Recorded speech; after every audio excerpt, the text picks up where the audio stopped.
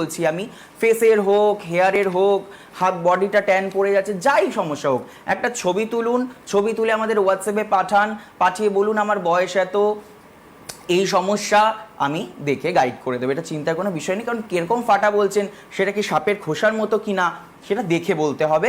আর আপনি জল অবশ্যই বেশি করে খাবেন, প্রত্যেকটা মানুষকে বলবো ইন্টারনাল কেয়ারটা করুন। ইন্টারনাল কেয়ারের জন্য আমি কিন্তু সবসময় বলে থাকি, আমাদের বিটরুট রয়েছে, বিটরুট আমলা পাউডার, যেটার মধ্যে বিভিন্ন হার্বস রয়েছে, সেটা কিন্তু তোমরা খেতেই পারো।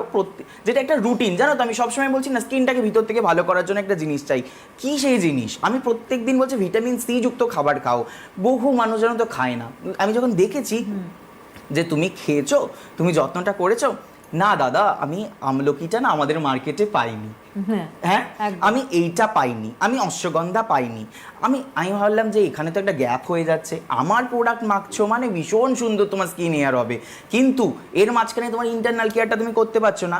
তারপরে এটা হয়েছে, আমি 4 মাস মতো হয়েছে, আমি কি করেছি, আমার যা যা মনে হয়েছে দরকার, যে মানুষ যেটা গ্যাপ করছে, সেটাকে আমি নিজেই রেডি করে আমাদের এই বিটরুট আমলা পাউডারটা করেছি। ওর মধ্যে অশ্বগন্ধাও রয়েছে, ওর মধ্যে সব কিছুই রয়েছে, এটার মধ্যে কোনো সাইড এফেক্ট নেই, কোনো